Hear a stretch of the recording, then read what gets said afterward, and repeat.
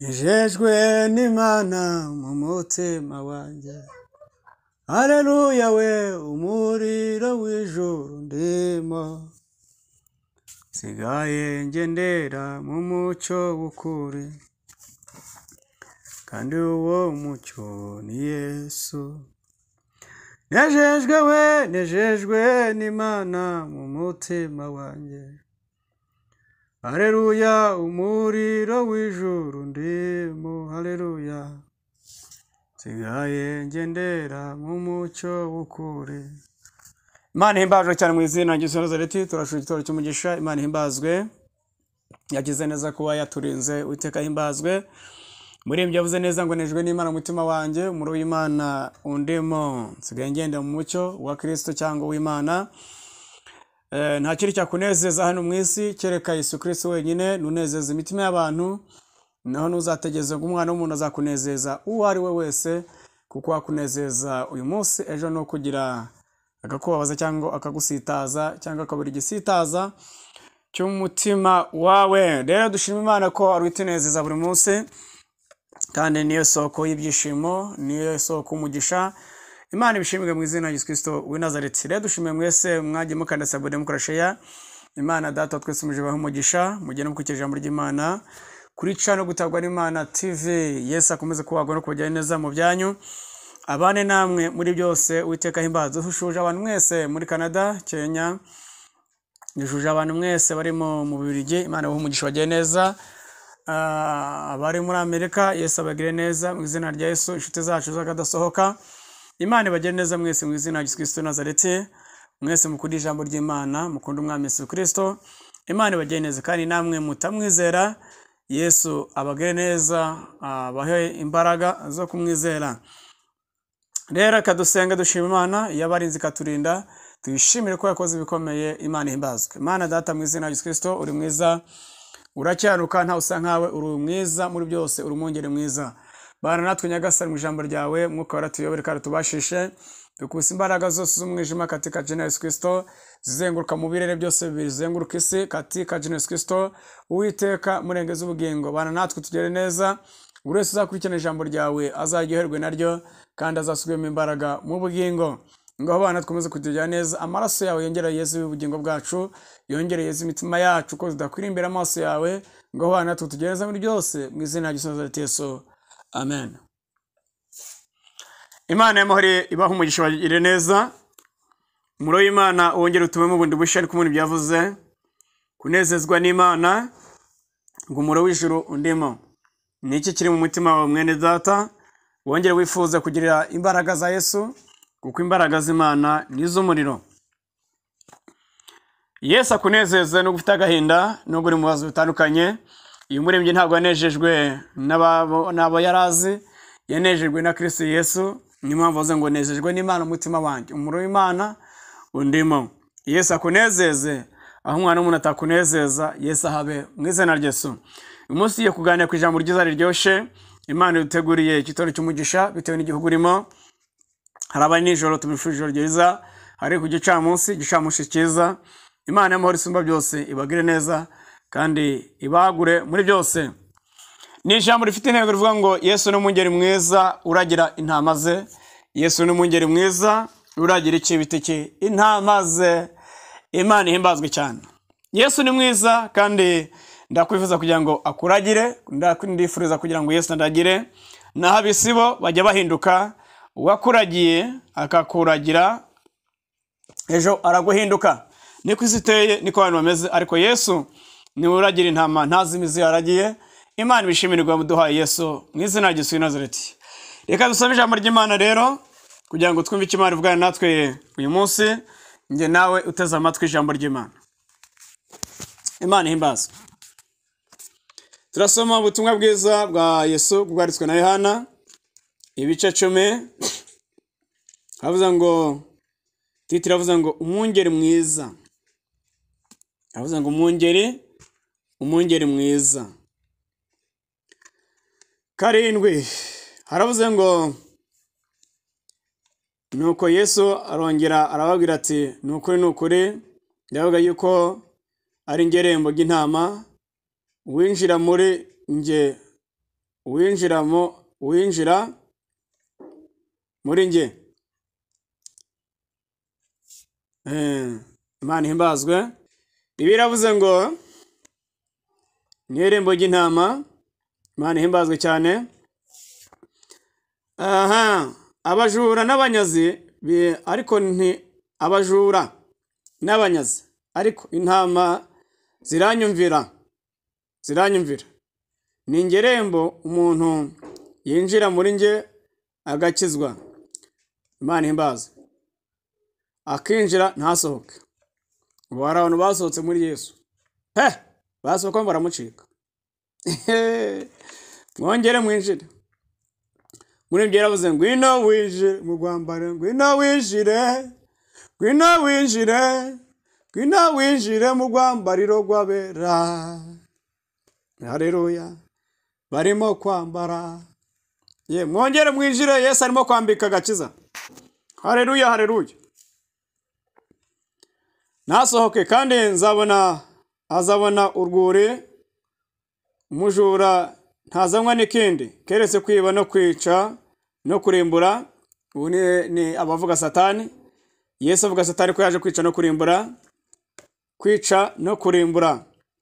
Ariko ngeho nazanywe no kugira ngo zibone ubugingo, ndetse zibone bwinshi. Imana ihimbazwe cyane. Icyazanye Yesu ni ukugira ngo njye nawe tubone ubugingo bw'iteka ryose. Imana ibishimirwe. 11 havuze ngo ni njye mwungeri mwiza. Mwishe rya jambo, ni njye mwungeri mwiza. Mwungeri mwiza upfira intama ze. Kandi koko, ariko uragirira ibihembo utazi umwungeri. Uragira ibihembo ntari umwungeri. Urarya ibihembo ntago ari umwungeri mwiza. Kandi intama zitarize, iyo abonye isegarije arazisiga. Intama asiga intama agahunga, isega zikazifata. Intama zikazifata. Imana idufashe mu izina rya Yesu. Haleluya. Imana itugereza bundi bushe mu izina rya Yesu. Ni njye mwungeri mwiza kandi umenya intama izanjye, nanjye zikamenya, kuko Data amenya nanjye nkamumenya.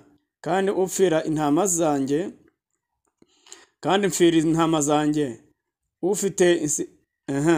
Mfite izindi ntama zitari izo muri uru rugo. Imana itufashe mu izina rya Yesu Kristo. Haleluya. Imana ishimwe. Haleluya.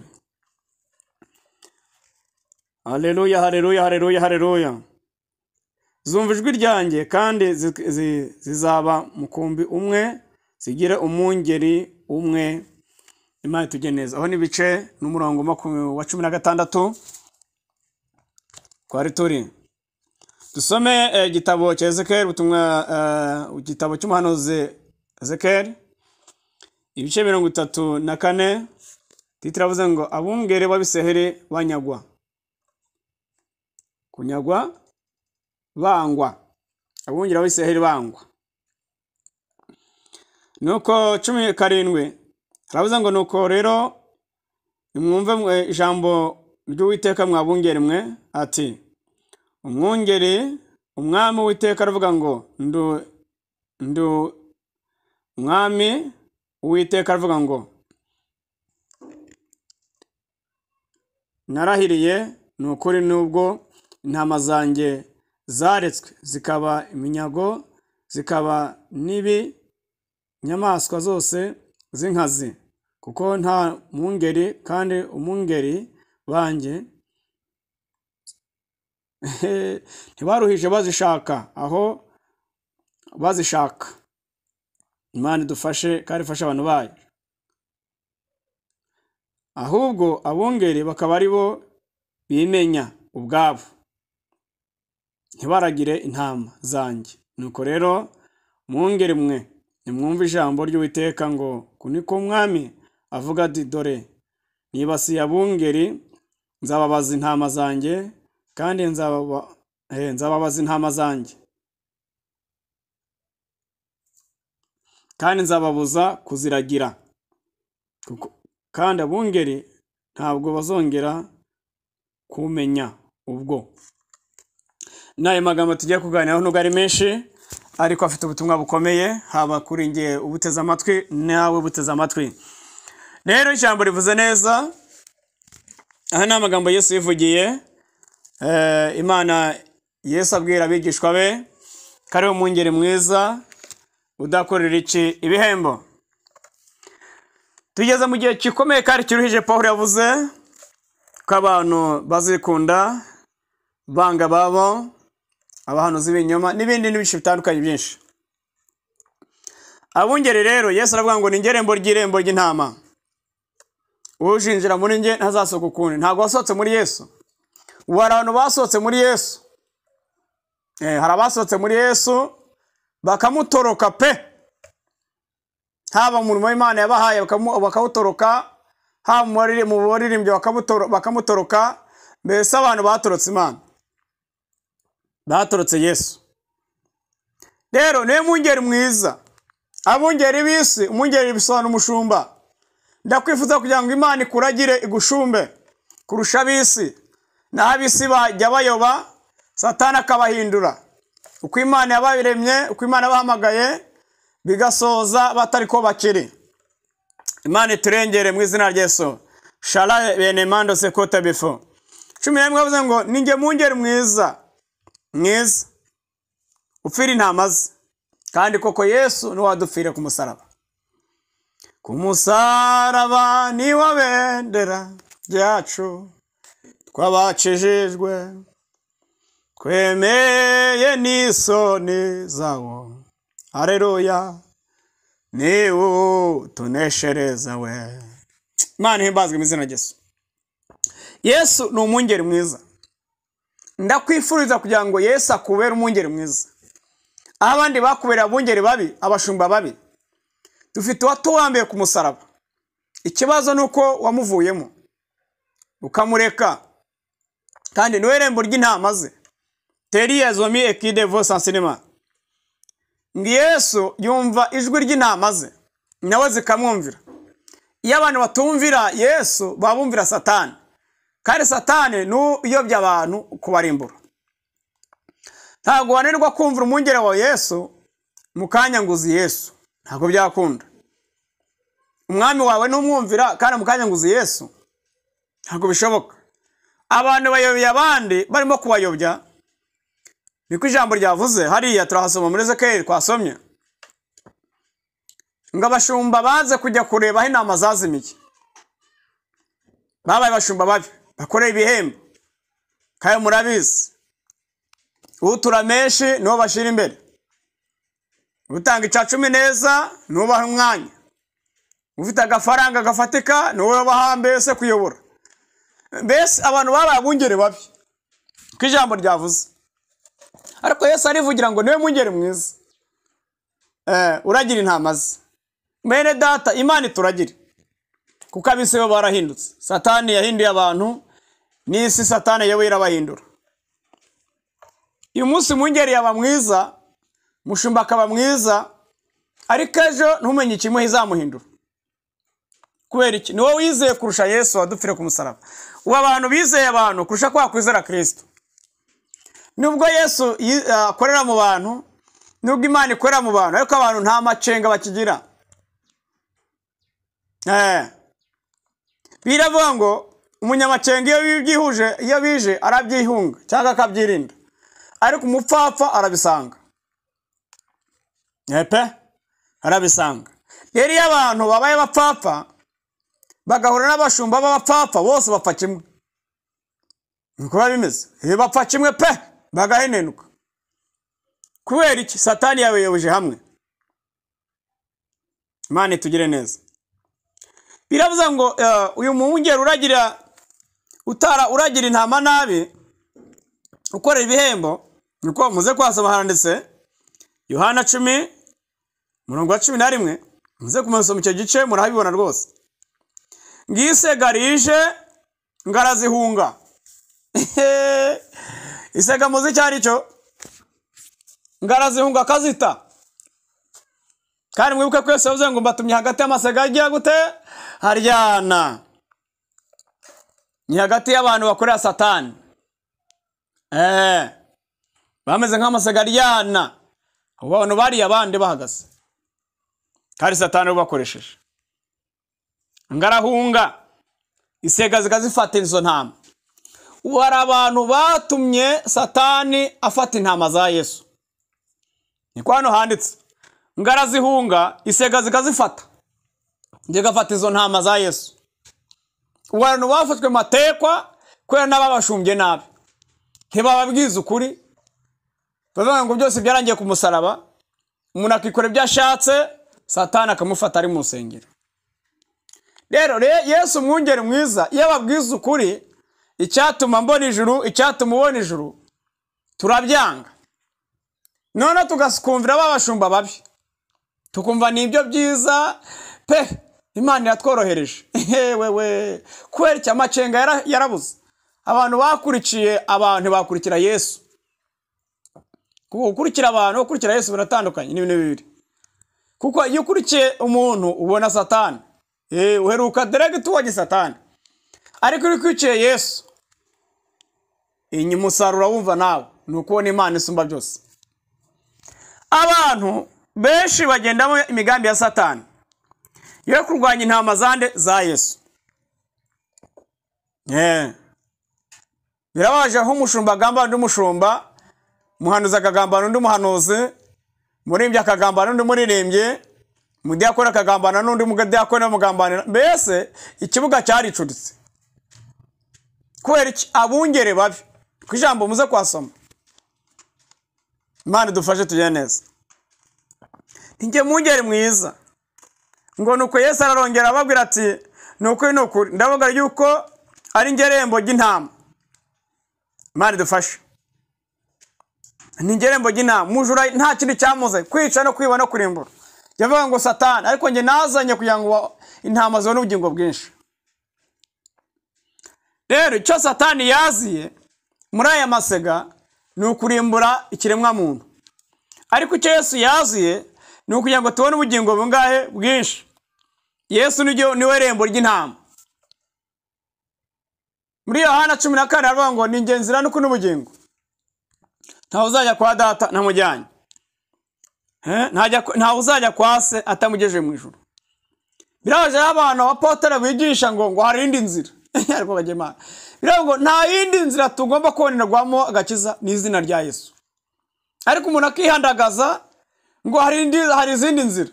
Cyokora bwoda Satani yashize inzira nyinshi zo kurimbura abantu. Ariko kujya mu ijuru nta yindi nzira ihari ni muri Yesu gusa.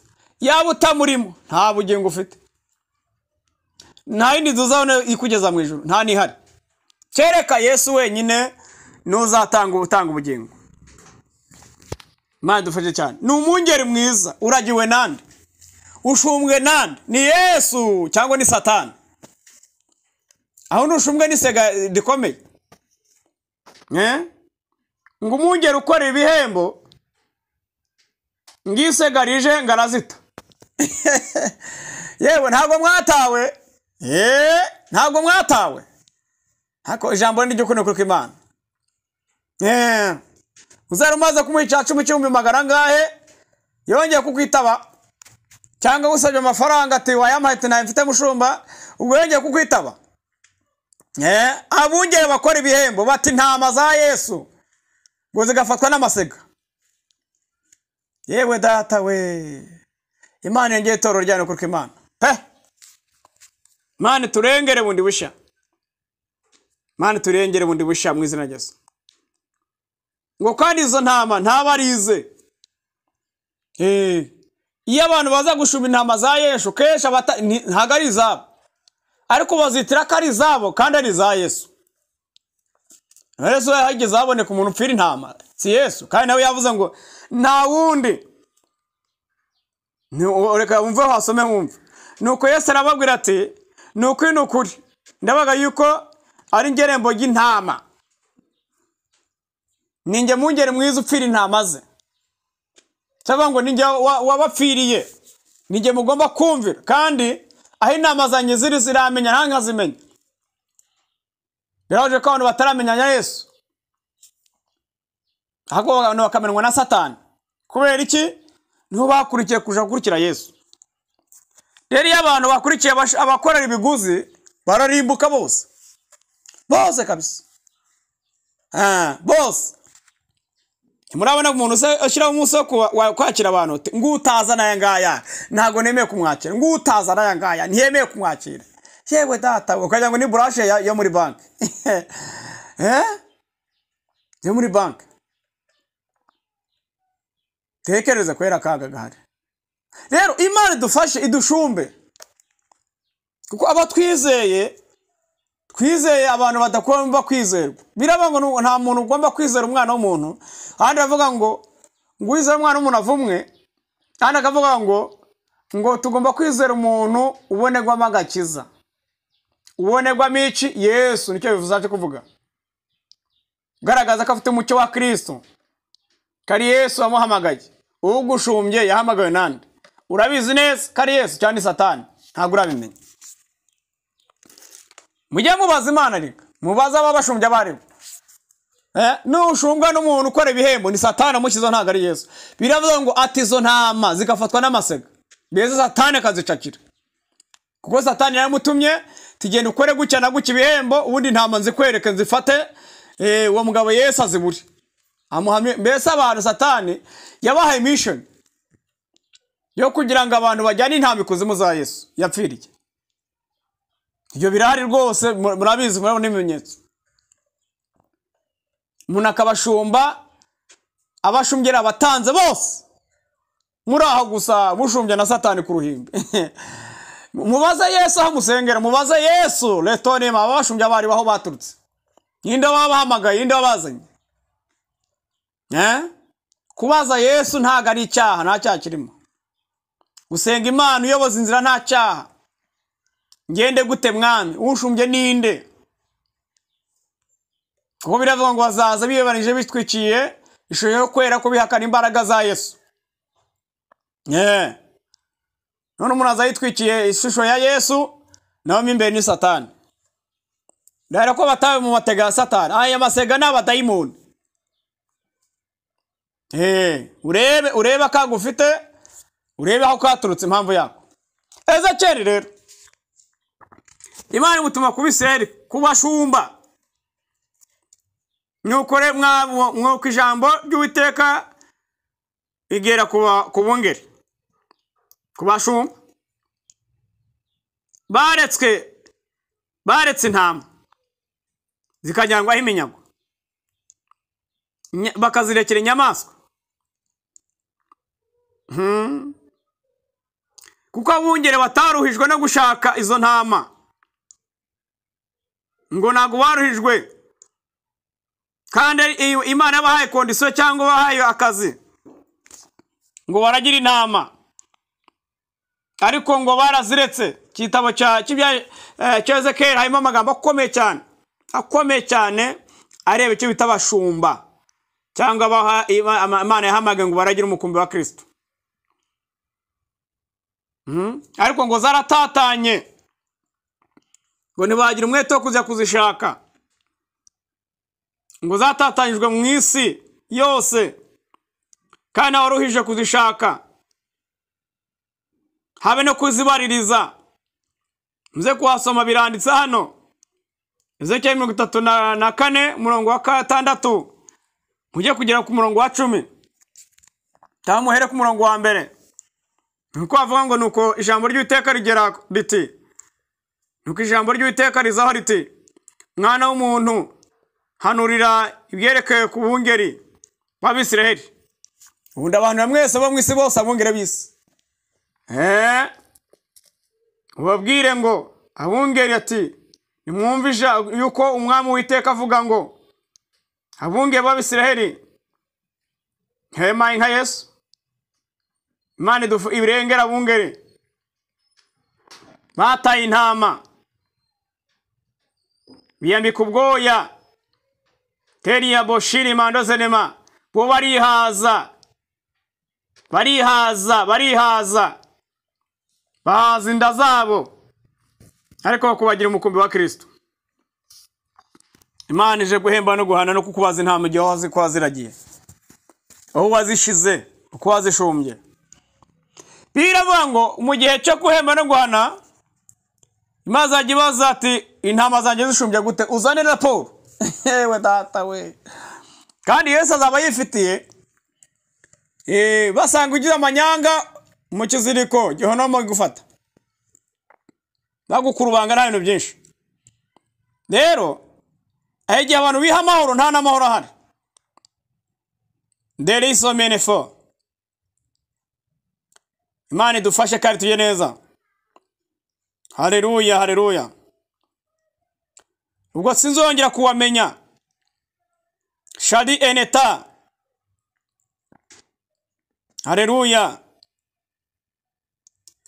Imana izabaza intama zayo, aho zatatanye mu mahanga hose, impamvu yabyo mwari muri hehe, mwarebaga iki, mwari mushinzwe iki?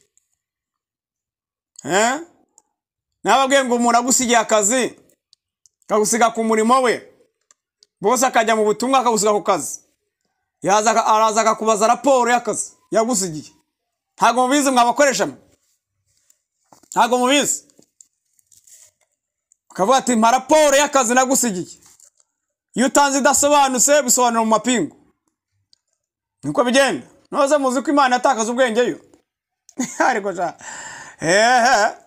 Aho umuntu atekereza ati umukozi namusigiye akazi none yanze kumpa raporo y'iby'akazi namusigiye, none nta musaruro yabishize. Kujya kubisobanura mu mapingu da. None Imana yo niza mbese uyarasinziriye nta kintu reba. Ariko kagere Imana.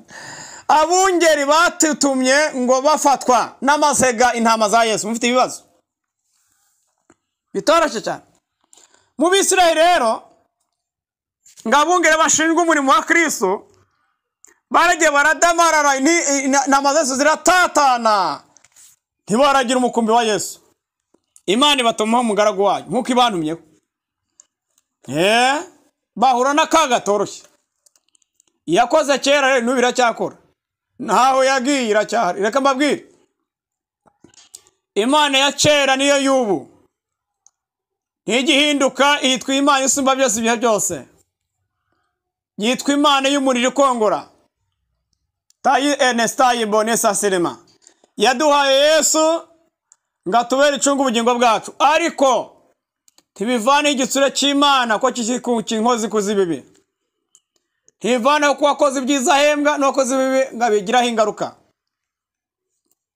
Rero abungeri bafashe nk'intama nk'ari izabo, kugira ngo bazikore ubufindo bwinshi butandukanye, kugira ngo mbese zibabere icyambu zo kugera ku nzozi zabo z'inda zabo, kugira ngo zibabere icyambu zo kwamamara no kugera ku byo bashakaga. Kandi ubugingo bw'izo ntama bupfa. Kandi Yesu yabahamagaye kugira ngo intama zibone ubugingo buzima, kandi ubugingo bwazo bube neza. Bube neza. Muri Yesu Kristo bube neza. Ahubwo ubugingo bwabo bwarapfuye kubera abungeri babi. Ijambo hano niko rivuga rega. Jye musoma Bibiliya. Iyo umuntu mufite nyirawo, ntago ari washangazi, ntago ari umuyomba. Iyo umuntu mufite nyirawo, biravuga ngo yataje umurimo nizawusoza. Naho wataje umurimo ni Yesu. Yatangiye kwigisha Yesu afite imyaka 30. Arigisha imyaka 3 n'igice. Asigira akazi abigishwa 12 bazenguruka isi. None abakozi b'Imana hafi isi yose barayuzuye, ariko abakizwa n'ikibazo. Kubera iki? Bese irondo rigivanze n'ibisambo. Ewe data we. Satani yaracanganyishije ntiwamenya wa Yesu. Wa Satani wamenya, ariko Yesu aje bicangura. Abataranyuze mu irembo rya Yesu baraje bagaragara. Nabagiye ku nkike bagasimbuka. Yesu azabaza aho mwasimbutse mwaho mwajyaga. Mwamaze intama za Yesu, kandi mukene kugira ngo mubyibushe inzanyanyu. Intama za Yesu ziranyagwa. Turiya dobisha taramando ya sakata. Ntimwagira umwete wo kuzishakisha. Reka da, impamvu mutazishakisha ntabwo mwaje gushumba, ahubwo mwaje kwishakira ibyo mwashakaga indamu zanyu. nta bindi byabazanye, kuko Imana yaguhamagaye uharanira kuki Imana yaguhamagariye, ntabwo uharanira kucyo washaka ku nyungu zawe. Toi eneta periazo etayemanda. Imana iza kubwira Isirayeli ngo nzabanjara umwami ariwe Dawidi, azabaragira, azabashumba, azabayobora, azaba umwami wanyu. Tujye bamaze kuba Imana bamaze kubavanaho Sawuli, yarabamereye nabi, maze gutanga tosi enekide boshinema. Haleluya, Imana ihimbazwe cyane. Ariko Imana yatoranyije umuntu uzabashumba. Rero n'uwimaje gutoranya ngo ndibusha, kuko ibisarurwa ni byinshi ariko abasaruzi ni bakeya. Imana ihimbazwe cyane. Abo yatoranyije baramutengushe. Ni nk'umuntu wasigira inzu nyine ugasanga inzu yarigurishije, wamusigira business, wamusigira ubutunzi bwawe ugasanga yarabuteje. Abantu bateje iby'Imana ubu byagiye ku isoko. Mwokanye Imana muzabaza impamvu mwabigurishije, ahinde wabatumye. Yesu azayibabaza pe. Sabaza ko nagusije umurimo wawugurishije kwande, umurimo wagurishije n'uwawe. Nk'umuntu yakubaza ati kuki wagurishije imodoka ndi guhaye uburenganzira, wabaza ngo so, ngo urabona ngo so, wabura uko cyangwa kuvuga se, ujya kuvuga bagucuritse. Rero na Yesu araza abacurika kahabe, mwamenye wo mutazi.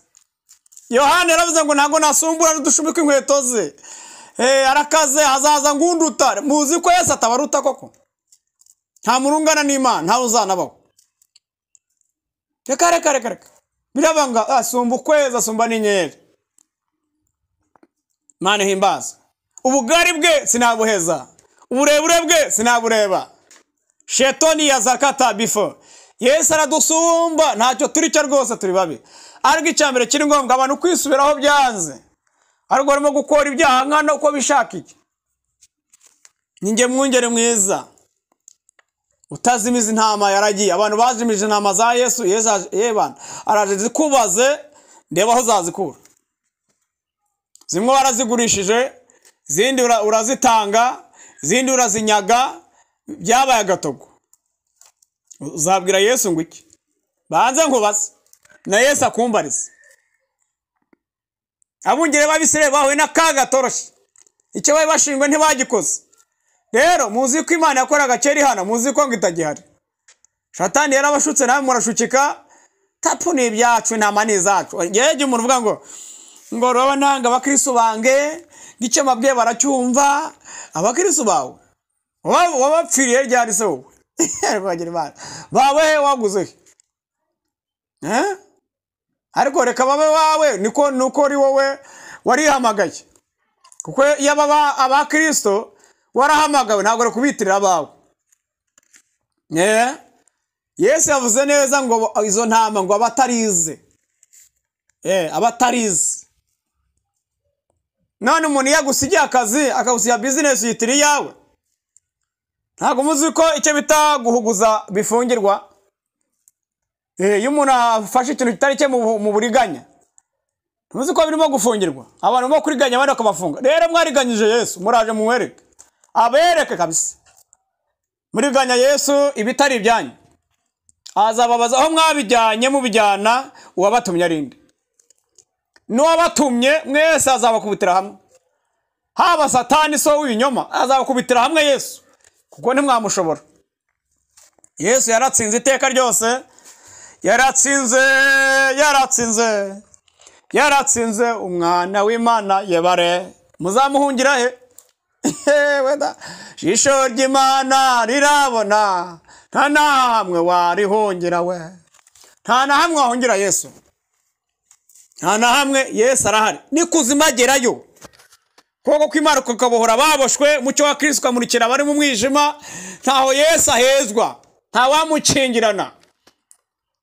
Urabizi iyo umuntu agukomangiye mufitiye ikosa cyangwa uri igisambo agakomanga ntabwo ukingura. Biravuga ngo nta muntu unyabyaha agakomanga ntabwo. Yesu sabe, Yesu ntabwo akomanga kugira ngo abanze mugirana amushyikirano. Nuko birivuga ngo ndi ku rugi ndakomanga, nibisobanura umutima Yesu ashaka kwinjiramo mukamwangira. Ariko kuza kuguhana ntago azakomanga. Reka kuguhaga kizaza gukomanga umutima tiva muri ibyo. Ariko kuza kuguhana ntago azakomanga. Reka uzashiduka yakugeza utazi yagihagereke.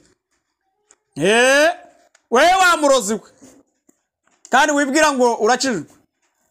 Isengero za Yesu warazimaze, intama za Yesu waraziyoje urazihambira ngo nizizatabarwe, nuko nta kiyogo umugambi w'Imana bazatabarwa mu izina rya Yesu.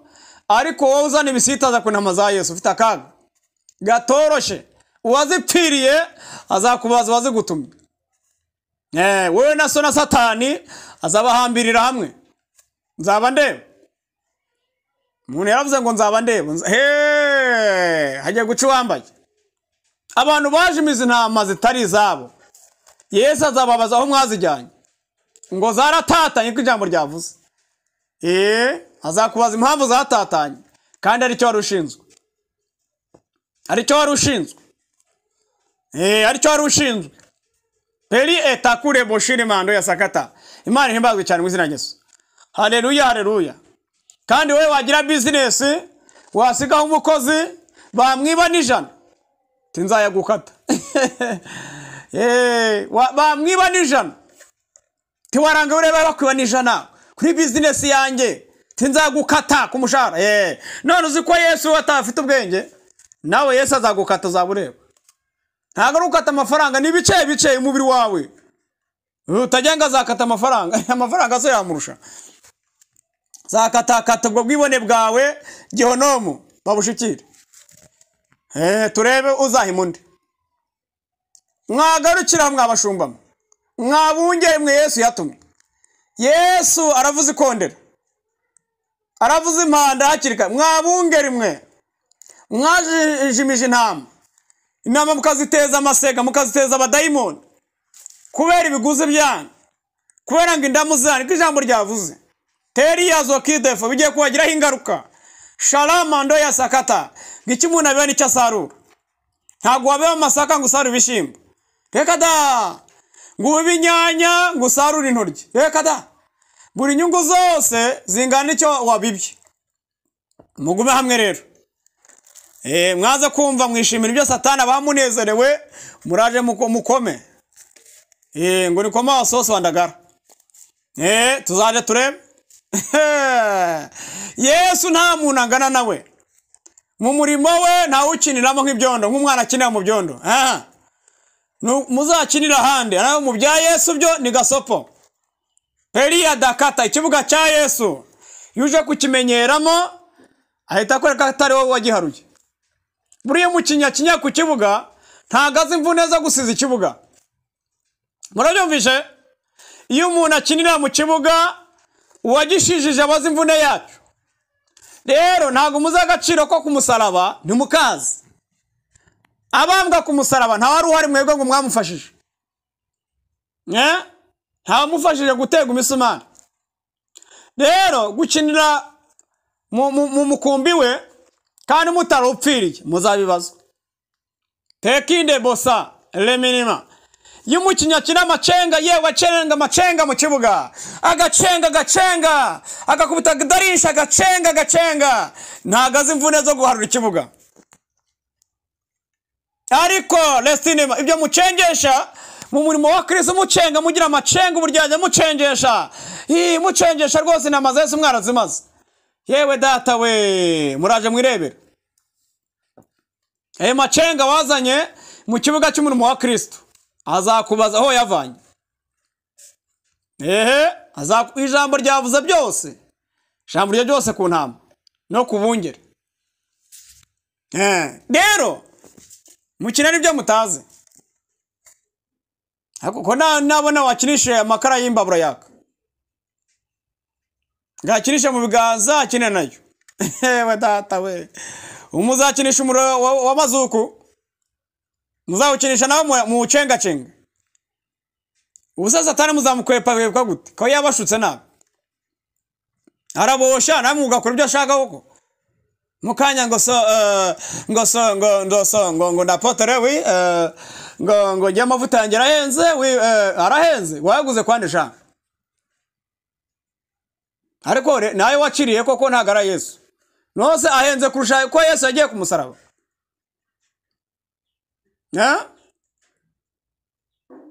Uravuga uhinihira umuntu ibyaha byamumazura aho gusa, ariko se murabiwe kubakoresha inama za Yesu mwazivunaguye, zabuze aho zihungira, ariko Yesu no mungeri mwiza, niwe mungeri mwiza.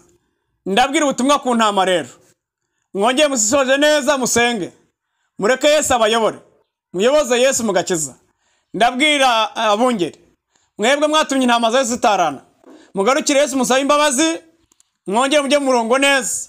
Tayi ene kudefo, intama za Yesu muzihuze n'imbaraga z'Imana, muzihuze n'ubuntu bw'Imana, mwongere muzibwirize ubutumwa bwiza butuma ubugingo bwabo bumera neza, bubohoka, bwishimirwa n'Imana. Mubabwize ukuri, naho ibyo bihembo byanyu babahe gusa, kandi abantu barimo kurimbuka birabakoraho. Bibiliya mwarayicuritse ngo hari icyaha mwahise ngo ni ibyiza, ari iciza mwavuze ngo reka byo ntibisanzwe. Mbese murakore umugambi wa Satani aho yamukora umugambi w'Imana mu bantu, muzabibabazwa. Zaratatanye, Yesu azakubaza aho zatataniye, aho wazitumaga. Niko bigomba kugenda. Buri mukozi wese atanga raporo kwa shebuja, nzareba raporo muzatanga kwa Yesu. Muri ibyo yaravuze ngo ubwo nzabijye imbere y'Imana nzabajyanye iminyago nyishikirize Yesu. Uzabujyanye iminyago, kandi iminyago Yesu yaguhaye warihaye Satani, uzamushikiriza iki? Aya macenga yawe n'ubwibone bwawe n'ukwishyira hejuru, wamugera ruhande se? Rero Imana ibaha imbaraga, ibashoze mu izina rya Yesu Kristo. Reka dusenge. Wewe wataraye, wewe intama yagiye, wataye Yesu ukava muri Yesu, wowe mungeri we wataga inshingano z'umwungeri, intama za Yesu ukaziteza amasega. Niko ijambo ryavuze ngo umwungeri ukora ibihembo, ngisega zijara zita, ngo ngisega zikafata intama. Abantu bataye intama za Yesu bata umurongo wa Yesu, maze intama ye Satani azikuramo umusiri, azikoresha ibyaha zikiri iki, kandi aba bashingwa kubashumba baraho, bashaka icyo bashaka baragenda, bazibwira ati nta kibazo, byose byarejejwe rwose n'uburenganzira bwa uburenganzira babuvanye kwande. Biraba ngo ntago tukira abacu ngo twigenge, uri yawe wigenge ni wowe na Satani, ntago Yesu ari kumwe nawe. Yaba ari uburenganzira bwa, reka nkubaze uyimo kuntega amatwi. Mu kazi kwa bosi ufite uburenganzira bwose, baza nkubaze. Iyo bavuze ngo saa moya ni akazi, uza saa sita, subiza se. Iyo bavuze ngo bosi yavuze ngo ndashaka akazi mugakora neza uko nshaka, uravuga ngo so ngo ndabyanze bosi, ujye umuvugiramo.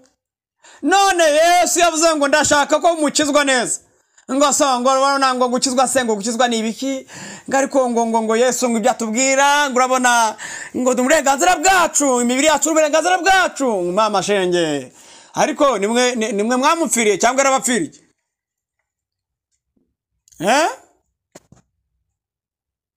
Baze mbabaza ko nta muntu ucogoza amabose banyu, cyangwa ngo bosi ngo umucokoze, ariko Yesu yavuga ukajya ngo ni mwene wanyu. Ariko agasuzuguro karagurira kabisa. Bosi yavuze mutavuga ati ndiye bwananga, ndiye bwana, ariko Yesu yavuga ukagira ngo mbese yewe data na kana kanje kavuze.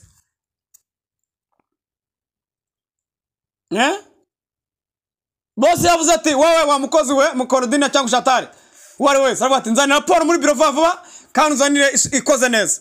Ati karame bosi, karame mabuja, ati ndaje rwose, welcome.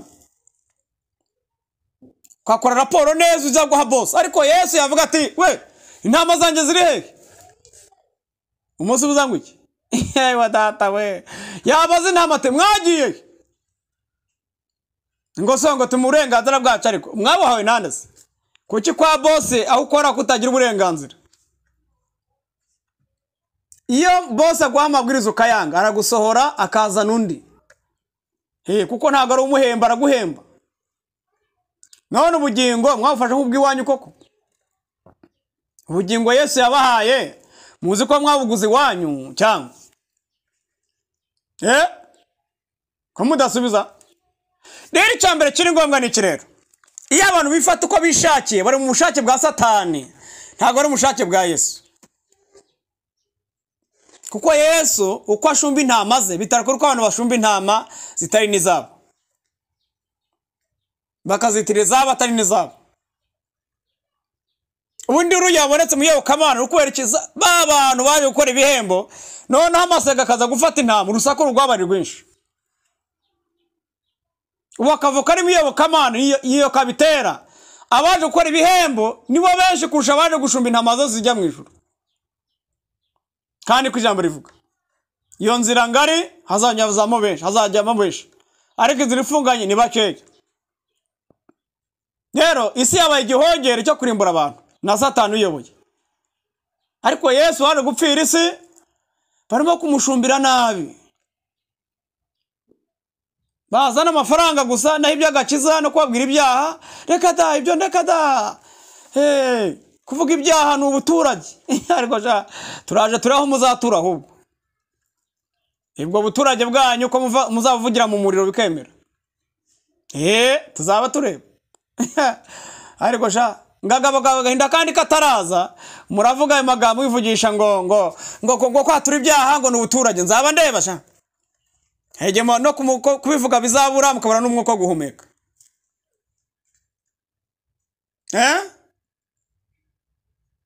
Yohana avuga ngo hazaza undusha ubushobozi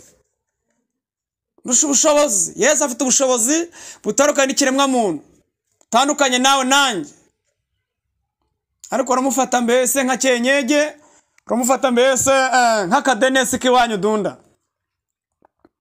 Imana itandukanye niko wibwira mu bitekerezo byawe tandukanye na confidence zabo abantu bose bafite na confidence z'abadayimoni z'abadayimoni kabisa ngo jewe ntawuza kuza ngo iwanjye gusenga ntawuzi wanjye kurusengera atamamagaye ntawuzi wanjye ngo wesenga ibicunguzanya ngahise ariko kagimana ukibaza ni umushumba ukibaza ntibiki n'umukuru w'igihugu baramusura haswe wowe weje bundi koko wambaye inkweto ejo bundi ubonye ikote ejo bundi Imana iguhaye perimi akamodoka ugendamo wahoze muri Nyakatsi ejo bundi Imana iguhaye akazu ariko mbese umuhanda wayiremereje uri ejo bundi waryaga ibijumba ku bifungo by'ibijumba urira ku mifungo y'ibijumba mufungo w'ijana ukakumaza icyumweru none umuceri uri mu nzu ngo sawa ngo ninde ukomaga igipangu cyanjye yewe data umurengo usiga inzara koko ariko mwatewe n'ibiki ninde wamaze ubwo rero iyo abantu bibwira yuko ari bo bashoboye ntacyo baba bashoboye iyo abantu babibwira ko bazi ntacyo baramenya ntacyo tuzi iyo abantu bivuga ngo barafite ntacyo bafite kada cyaheze ko bambaye ubusa gusa niko ijambo rivuga mu byayishuwe rero Imana idufashe kuko intama zaratatanye abari kuzishumba nibo batumye kandi zitatana bafatanyije na Satani Yesu abaha imbaraga kandi abashoboze mwese mu izina rya Yesu kadusenge aho tabaye mungere mwiza Imana kugaruka bundi busha intama wowe watatanye mu mahanga yose Satani aho wafashwe n'isega aho abadayimoni baguteye wongere garukira Imana wongere wezwe ubwo tuvuze ngo Satani aguteye ukusura mu byaha Imana kugaruka bundi busha mu izina rya Yesu Imana data twese mwiza uri mwiza urakiranuka we ibihe byose Nyagasani uri umungere mwiza dushumbe mwami shumba itoro ryawe shumba bera bawe barazitaye ntibagera umwete wo kuzishakisha kuko bashaka indamu zabo muri bo ariko Uwiteka bagaruka nk'Imana lenita yizo bisherima udushoze imbaraga ushoze intama zawe ushoza abungeri bawe bundi busha mu izina rya Yesu wongere uhamagara utoranye bundi busha kuko ngo abahamagara ni benshi abatojwe ni bake Mana wongere udutoranye mu wishimira mu izina rya Zareti zomi eta shayine ene kude deta sinema umurimo wawe warinjiriwe, Satani yarawinjiriye. Mana Uwiteka, barakinira mu kibuga cy'umurimo wawe, ariko Uwiteka ni watubambe ku musaraba, noza ukuntu wapfiriye ubwoko bwawe, noza imvune z'umusaraba Yesu, letutakure bosharema, niwe mungeri mwiza wapfira intama ze, ngaho tugira ibambe, ugira ibambe ubwoko bwawe. Ndabasengeye Mwuka Wera batarure kugira ngo umungera bumwe, kandi intama z'ubumwe zumvire data. Urakwenda gushima Uwiteka, komezwane natwe, ijwi ry'Uwiteka rituganze, kandi uve gusenga kwacu Uwiteka lasi enema, ngaho intama zawe zirahaze kandi ijwi ryawe zirarizi, ngaho yagasani ijwi ryawe ryongerereyo intama zawe. Turagushimiye mu izina rya Yesu, amina. Imana data bamugisha bagire neza, nakaruka mu ijambo ry'Imana. Uwiteka niwe mungeri mwiza, lasi utazimiza intama ze yaragiye. Ongera wemere Yesu akuyobore, kandi wongere winjire mu irembo rya Yesu warisohotsemo, wasohotse mu gakiza. Ongera winjire muri Yesu, Imana ikugire neza mu izina rya Yesu. Wowe wa mushumba we wataye intama za Yesu zigurisha, ongera ugorokere Yesu, uce bugufi, werekana ibyaha wakoze, Imana ikugire neza kandi guha imbaraga. Ugarukira Imana irakugarukira. Biraba ngo dushaka ibyo Imana ishaka, kandi dombifusha Uwiteka bigisha ukakabonwa. Tumwambaze hakiri bugufi, mwambaze Uwiteka bagire mbambe, kandi abayobora muze gukiranuka. Imana ibahumishe bagire neza mu izina rya Yesu, amina. Shalom.